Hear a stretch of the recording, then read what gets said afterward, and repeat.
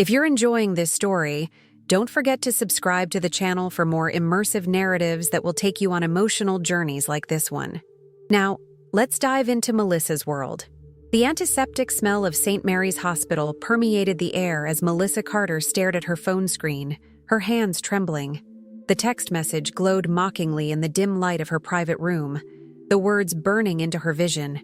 Melissa, in light of recent company restructuring, we're terminating your position effective immediately. Your personal items will be shipped to your address.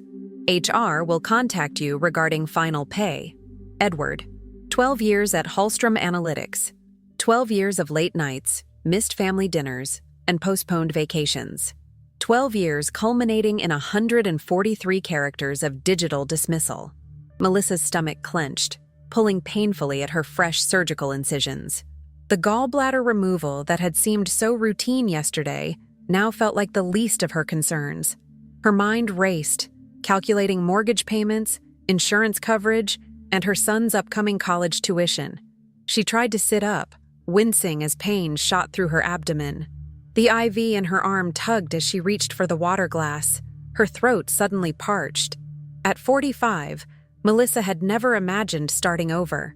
As senior client director, she personally managed accounts worth $45 million annually. Her client relationships were solid gold in the analytics industry, something Edward Collins, the CEO of Hallstrom, apparently failed to appreciate. A commotion at the door interrupted her spiral of anxiety.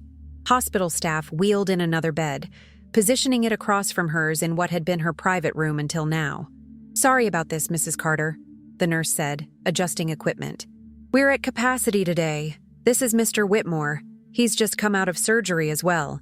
Melissa nodded absently, her attention still fixed on the devastating text message. She barely registered the man being transferred to the adjacent bed, a distinguished-looking gentleman in his early 50s with salt and pepper hair and a pained expression that mirrored her own, though for entirely different reasons. "Water, please," he requested in a gravelly voice once the staff had departed. Without thinking, Melissa reached for the pitcher on her bedside table, then stopped as pain reminded her of her limitations. "I'd help, but—" she gestured to her midsection. "No worries," he replied, finding the call button. "Gallbladder?" he asked, noticing her discomfort. "Yes. You?" "Appendix. Apparently even CEOs aren't immune to basic human malfunctions." He attempted a smile that came across as more of a grimace. "CEO?" Melissa asked, momentarily distracted from her own crisis. "Daniel Whitmore. Arcus Partners." The name registered immediately. Arcus Partners, Hallstrom's most formidable competitor in the Chicago analytics market. Under different circumstances, Melissa might have been more guarded, but in that sterile hospital room, corporate rivalries seemed absurdly trivial compared to the text message still illuminating her phone. A tear escaped despite her best efforts, sliding down her cheek as she turned away from her new roommate. The movement caused her phone to slip from her grasp, clattering to the floor between their beds. "Are you all right?" Daniel asked, concern evident in his voice. "Fine," Melissa replied automatically, the standard response of a professional woman who had spent a career proving she could handle anything. But the quiver in her voice betrayed her. Daniel pressed his call button again. "Could someone please help retrieve my roommate's phone?" When a nurse returned the device, the screen was still lit with Edward's message. Daniel couldn't help but glimpse the text as the phone was handed back to Melissa. "I'm sorry," he said quietly. "That's quite the message to receive while recovering from surgery." Melissa finally broke. 12 years, she whispered, her voice cracking. 12 years of loyalty, and he fires me by text while I'm in a hospital bed. The morning sun filtered through the thin hospital curtains as Melissa awoke to the sound of hushed conversation. Daniel was speaking quietly on his phone, his voice carrying just enough for her to make out fragments. "Absolutely unconscionable. Yes, I'm certain. 45 million in accounts. Hallstrom's loss could be our opportunity." Melissa pretended to sleep, her mind racing. Was he talking about her? How would he know about her client portfolio? The conversation ended, and Daniel cleared his throat. "Melissa, I know you're awake. We should talk." She opened her eyes, embarrassment coloring her cheeks at being caught eavesdropping. Mr. Whitmore, Daniel, please. Hospital gowns and shared pain medication schedules put us on a first-name basis, don't you think? His attempt at humor was accompanied by a genuine smile. Daniel, she conceded. I apologize for overhearing. Don't be. I wasn't trying to be secretive. He adjusted his position, wincing slightly. I've been thinking about your situation. Edward Collins's behavior is beyond unprofessional. It's cruel and strategically foolish. Melissa stiffened. Despite everything, criticisms of Hallstrom still felt personal. I'm sure the board will intervene once they hear. The board approved it, Daniel interrupted gently. My sources confirmed it this morning. They're cutting costs ahead of the quarterly report. The revelation hit Melissa like a physical blow. Not just Edward, but all of them. People she'd shared holiday parties and strategy meetings with for over a decade. I see. She fought to keep her voice level. What you might not see, Daniel continued, is the opportunity this presents. For both of us. A nurse entered to check their vitals, temporarily halting the conversation. Melissa used the interruption to compose herself, to erect the professional barriers that had momentarily crumbled. When they were alone again, Daniel continued as if there had been no pause. Arcus Partners has been looking to expand our financial services division. We need someone with established client relationships and industry respect. Someone exactly like you, Melissa. Are you offering me a job? The question emerged more incredulously than she'd intended. Not just a job, a vice presidency. His gaze was steady, evaluative. Your clients trust you, not Hallstrom. How many would follow you if you moved? I couldn't possibly. But even as she protested, Melissa's analytical mind was already calculating. At least 60% would likely follow her, maybe more. Your non-compete is void if they terminated you without cause, Daniel added. And a text message during medical leave is definitely without cause. The thought was dizzying. Vice president at Arcus Partners, a step up from her role at Hallstrom, with presumably better compensation and the sweet satisfaction of watching Edward Collins realize his mistake. Why would you trust me with such a position when we've just met? The question was genuine, her business instincts finally kicking in through the fog of pain medication and emotional turmoil. Daniel's expression softened. Because I've been where you are. 20 years ago, I was pushed out of Meridian Consulting while on paternity leave. The company I built afterward, Arcus, was born from that betrayal. He paused. And because I've watched your work from afar, the North Star campaign, the Jensen portfolio restructuring, those were brilliant. Melissa felt a flush of pride despite herself.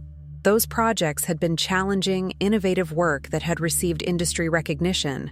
I need time to think, she said finally, and to discuss this with my husband. Of course, Daniel agreed, reaching for his phone. Here's my direct number. I'm being discharged tomorrow, but my offer stands. Take the weekend to recover and consider it.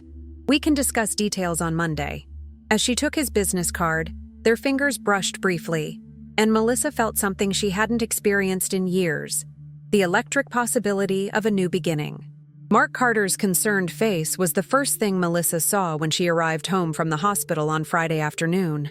Her husband of 20 years had prepared their suburban Chicago home for her recovery, with pillows arranged on the couch and her favorite throw blanket at the ready. You didn't need to take the day off, Melissa protested weakly as he helped her from the car, his arm gentle around her waist. Of course I did, he replied, his voice reflecting the steady dependability that had been her anchor through their marriage. Besides, the school can survive without their physics teacher for one Friday. Once settled on the couch, Melissa finally showed him the text from Edward. Mark's expression darkened as he read it, his normally gentle features hardening with anger. That absolute. He stopped himself, taking a deep breath. After everything you've done for that company? That's not all, Melissa said, pulling Daniel's business card from her purse. She explained the unexpected encounter and job offer, watching Mark's expression shift from outrage to cautious optimism. Vice president at Arcus? He asked, his eyebrows raised. That's significant. It's also terrifying, Melissa admitted. Starting over at 45 wasn't exactly in my 5-year plan. Mark sat beside her, careful not to jostle her healing incisions. You wouldn't be starting over, he said thoughtfully. You'd be bringing your expertise and client relationships to a new environment, one that might actually appreciate them. What about my team at Hallstrom? They depend on me. The same Hallstrom that fired you by text? Mark's tone was gentle but pointed. Loyalty goes both ways, Mel. That evening, they discussed the practicalities, the potential salary increase, the commute to Arcus's downtown offices versus Hallstrom's location in the business park, the implications for their son Jason's college fund. I think you should call him, Mark said finally, nodding toward Daniel's card on the coffee table. At least hear the details. On Monday morning, still moving carefully but dressed in her most confidence-inspiring outfit, Melissa entered the gleaming glass headquarters of Arcus Partners. The receptionist smiled warmly. Ms. Carter, Mr. Whitmore is expecting you. He's still on limited mobility after his procedure, so he's asked to meet in the first-floor conference room rather than his office upstairs. Daniel greeted her with a handshake and a conspiratorial smile. Fellow hospital escapee, he said by way of greeting. How are you feeling? Better daily, Melissa replied, settling carefully into the ergonomic chair he offered. Physically, at least. And mentally? Ready to discuss your proposition. The meeting lasted 2 hours. Daniel outlined a compensation package 20% higher than her Hallstrom salary, with better benefits and a clear path to equity partnership. He introduced her to Priya Kapoor, Arcus's razor-sharp legal counsel, who assured Melissa that her non-compete was unenforceable under the circumstances. They terminated you while you were on medical leave, Priya explained, her keen eyes reflecting years of corporate legal battles. That alone gives us strong grounds to challenge any attempt to enforce restrictive covenants. The text message format adds insult to injury, quite literally in your case. By the meeting's conclusion, Melissa had signed preliminary paperwork to join Arcus Partners as Vice President of Client Services, with a start date in 2 weeks, time enough to fully recover from her surgery. As Daniel walked her to the elevator, moving gingerly himself, he asked the question that had been hovering unspoken throughout their discussion. Your clients. How many do you think will follow you? Melissa smiled, feeling a confidence she hadn't experienced since before that devastating text message. Let's find out, shall we? The first call came exactly 1 week after Melissa's dismissal from Hallstrom. She was at home, reviewing Arcus's client management systems on her laptop, when her personal phone rang. The name on the screen, Janine Abernathy, CFO of Meridian Healthcare, one of Hallstrom's largest accounts, sent a flutter of anticipation through her chest. Melissa? Is it true? Janine's normally composed voice held a note of disbelief. Edward sent an email saying you've moved on to other opportunities. What happened? Taking a deep breath, Melissa recounted the facts without embellishment. She had learned long ago that in business, plain truth often carried more weight than emotional appeals. That's shocking, Janine replied after a moment of silence. We've worked together for what, 7 years? 8 next month, Melissa confirmed. We started with the regional expansion project in 2017, and now we're just supposed to work with whoever they assign to replace you. Janine's tone made her opinion of this prospect clear. Where are you going, if you don't mind my asking? Arcus Partners, Melissa replied, heart pounding. This was the moment, the first test of Daniel's theory that clients would follow her. Arcus. Janine considered this. They've been courting us for years. Never had quite the right approach. A pause. Until now, perhaps. By the end of the call, Janine had requested a meeting to discuss transitioning Meridian's analytics work to Arcus. By the end of the day, 3 more clients had reached out with similar inquiries. The following morning, Melissa's home office phone rang.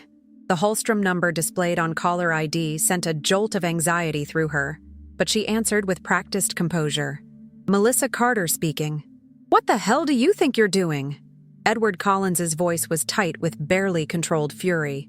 We've had 4 major clients call to terminate their contracts in the last 24 hours, all mentioning your name. Melissa allowed herself a small smile, invisible through the phone. I'm recovering from surgery, Edward, as you were aware when you terminated my employment. You know damn well what I'm talking about. You're poaching our clients. I haven't solicited a single Hallstrom client, Melissa replied truthfully. They've contacted me after learning of my departure. A departure that, need I remind you, was not my choice. Your contract includes non-solicitation and non-compete clauses. Your lawyers will advise you that terminating an employee on medical leave via text message invalidates such clauses in Illinois, Melissa interrupted, repeating Priya's assessment. But feel free to pursue the matter. I'm sure the publicity would be interesting for both our companies. The silence that followed told Melissa she had struck a nerve. Edward's voice, when he finally spoke again, had shifted from anger to attempted reconciliation. Look, Melissa, perhaps we acted hastily. The board is open to discussing your return. Same position, 10% salary increase. The offer hung in the air between them. 2 weeks ago, it might have tempted her. The familiar comfort of Hallstrom, the team she had built, the ease of returning to known territory. I appreciate the offer, Edward, but I've accepted a vice presidency at Arcus Partners. My decision is final. After ending the call, Melissa sat in silence, absorbing the magnitude of what was happening. Clients worth over $20 million annually had already signaled their intent to follow her. Edward's panicked call confirmed what she had suspected. Hallstrom was in crisis mode. That evening, when Mark returned from school, Melissa recounted the conversation, still processing her own surprising boldness. You stood your ground, Mark said, pride evident in his voice. After years of them taking your loyalty for granted. It wasn't just me, Melissa admitted. Knowing Priya and Arcus had my back made all the difference. No, Mark disagreed gently. The difference is that you finally recognized your own value. The value Edward only saw when it was walking out the door. As they sat together on the porch swing, watching the sunset paint the sky in hues of orange and pink, Melissa realized that the pain in her abdomen had finally subsided, both the surgical pain and the deeper ache of betrayal that had accompanied it. Melissa's first official day at Arcus Partners arrived with early autumn sunshine streaming through the floor-to-ceiling windows of her new corner office. The space was twice the size of her Hallstrom workspace, with views of the Chicago River and Lake Michigan beyond. Daniel had arranged a welcome breakfast with the executive team, 8 division heads who greeted Melissa with varying degrees of warmth and curiosity. Most were genuinely welcoming, though she detected reservation from a few who had clearly wondered why an outsider had been brought in at such a senior level. Melissa brings not only her exceptional analytics expertise, Daniel explained as they enjoyed coffee and pastries in the executive dining room, but also client relationships that have already increased our portfolio by nearly $25 million in annual contracts. By year's end, I expect that figure to reach $35 million. The numbers silenced any remaining skepticism. In the corporate world, results spoke louder than resumes. By midday, Melissa was deep in transitional meetings, learning Arcus's systems and methodologies while simultaneously onboarding former Hallstrom clients. The work was challenging but invigorating, similar enough to her previous role to leverage her expertise, yet different enough to demand fresh thinking. That afternoon, Priya Kapoor appeared at her office door, legal folder in hand. Cease and desist, the attorney announced without preamble, placing the document on Melissa's desk. Hallstrom's lawyers are claiming you violated your non-compete and non-solicitation agreements. Melissa felt a momentary flutter of anxiety, quickly replaced by indignation. But you said, I said they couldn't enforce it, not that they wouldn't try, Priya clarified, her expression unconcerned. This is standard intimidation tactics. They're hoping you'll get scared and back off. And if I don't? Priya's smile was predatory. Then I get to explain to a judge how they fired a recovering surgical patient via text message, then tried to enforce a non-compete when their clients naturally followed the person they actually trusted. True to Priya's prediction, the legal threat dissolved 2 weeks later after a stern response from Arcus's legal team. But Edward's campaign of intimidation continued in other forms. Calls to mutual industry contacts spreading rumors about Melissa's disloyalty, attempts to offer dramatic discounts to clients who were considering following her, even an anonymous negative review on her LinkedIn profile that was quickly traced back to Edward's home IP address. None of it worked. By her 1-month anniversary at Arcus, Melissa had successfully transitioned clients representing $30 million in annual revenue, with several more in final negotiations. The real turning point came unexpectedly, during a routine quarterly board meeting at Hallstrom that Melissa heard about through former colleagues who had remained friendly despite Edward's attempts to isolate her. Rebecca Chen, Hallstrom's normally reserved CFO, had finally spoken up about discrepancies she'd been tracking for months. Financial reports Edward had presented to the board didn't match the company's actual performance metrics.